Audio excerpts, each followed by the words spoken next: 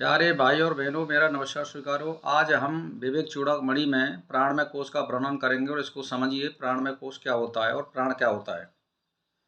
5 कर्मेंद्रियों से युक्त यह प्राण ही प्राणमय कोश कहलाता है, जिससे युक्त यह अन्नमय कोश अपने अन्न से तृप्त होकर समस्त कार्यों को प्रवृत्त होता है।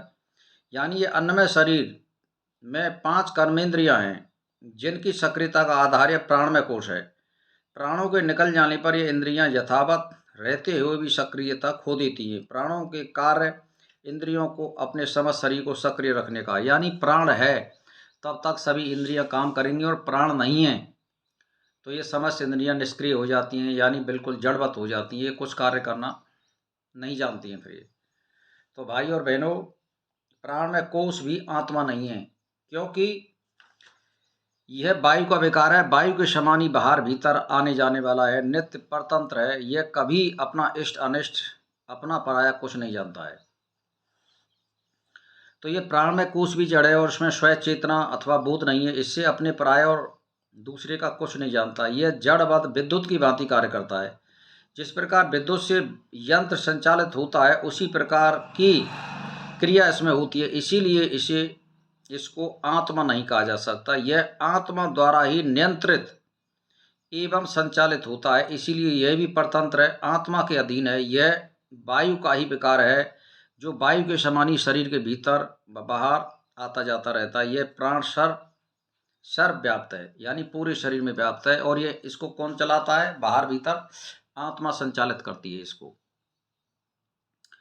5 कर्मेंद्रिय और मन ही मैं और मेरा इत्यादि विकल्प का हेतु मनोमय कोश है। अब इसमें प्राणमय कोश का तो वर्णन हो गया, मनोमय कोश आ गया है। अब मनोमय कोश का मतलब क्या? ज्ञानेन्द्रिय और मन ही मैं और मेरा इत्यादि विकल्पों का हेतु मनोमय कोश है, जो नामादि भेद कलाओं से जाना जाता है। यह बड़ा बलवान है तथा पूर्व कोशों को व्याप्त करके स्थित रहता है, यानी इसमें दोनों कोश व्याप्त रहते हैं, अन्नमय कोश और प्राणमय कोश। शरीर का तीसरा बड़ा व्यापक कोश मनोमय कोश है।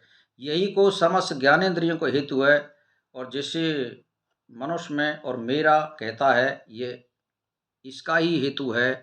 नाम आदि के भेद से इसी से जाने जाते हैं। यह सबसे बलवान कोश है। जीव की समस्त क्रिया इसी के आदेश अनुसार संचालित होती हैं शरीर में। यह अन्नमय और प्राणमय कोश का भी संचालित करता है।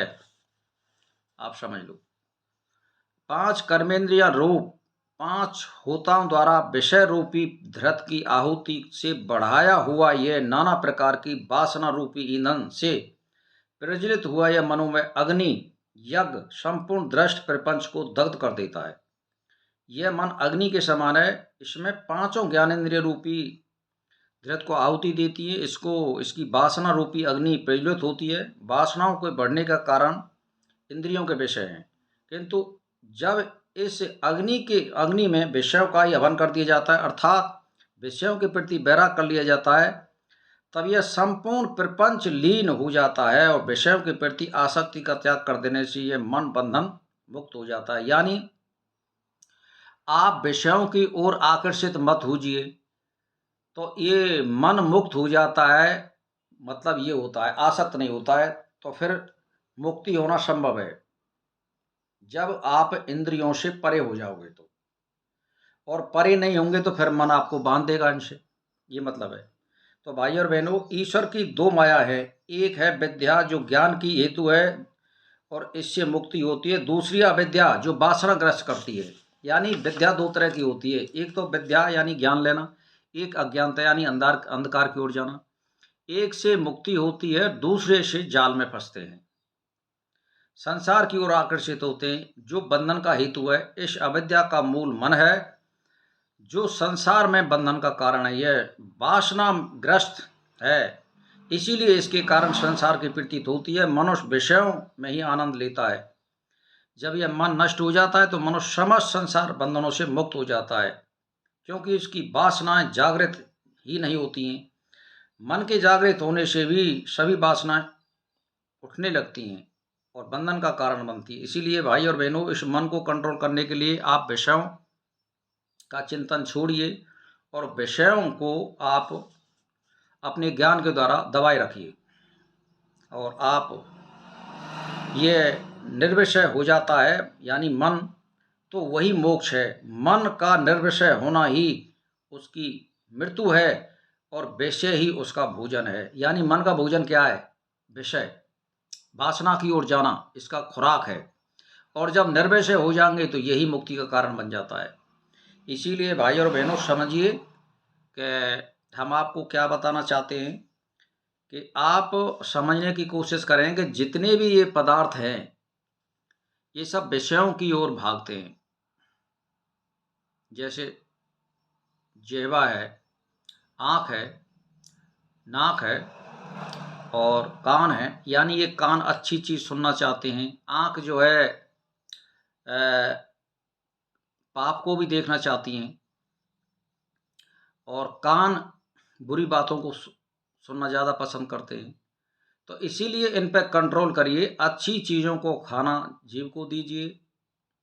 दूसरी बात, आँखों से अच्छी चीज़ों को देखिए और दिखाइए दुनिया को। कानों से अच्छी चीज़ों को सुनिए, तो विषयों से आप निर्विषय हो जाएंगे और मुक्ति संभव है। फिर तो स्वप्न में किसी पदार्थ का ना होते हुए भी इसी प्रकार के पदार्थ मन की शक्ति के कारण ही दिखाई देते हैं। उसी प्रकार जागृत अवस्था में विषयों के प्रति आकर्षित एवं उनका भोग करना मन की ही वासना के कारण होता है। यह संपूर्ण दृश्य जागृत मन का ही विलास मात्र है, उसी का खेल है। इसीलिए भाई और बहनों, मन का कार्य स्वप्न अवस्था में दिखाई देता है, सुषुप्ति में वह लीन हो जाता है जिससे कुछ भी दिखाई नहीं देता। इसीलिए जागृत अवस्था में जो संसार की प्रतीत होती है वह मन के ही कारण है। मन के ना रहने से यह संसार की प्रतीत होती नहीं है। मेघ वायु के द्वारा आता है, फिर उसी के द्वारा चला जाता है। इसी प्रकार मन से ही बंधन की कल्पनाएं होती हैं और उसी से मोक्ष होता है। तो पहले मन को कंट्रोल करिए आप, और मन को कंट्रोल करने के लिए कि आपके लिए योग, प्राणायाम, तप, त्याग, स्वाध्याय, ये सारी चीज़ में गुजरना पड़ेगा। और बिल्कुल एक टाइम भोजन, और वो भी सात्विक, यह होना चाहिए। तो मन के पार आत्मा दूसरी ओर है और संसार मन इन दोनों के मध्य है। जब यह संसार की ओर दौड़ता है तो यही मन बंधन का कारण बन जाता है, और जब यह संसार से विमुख होकर आत्मा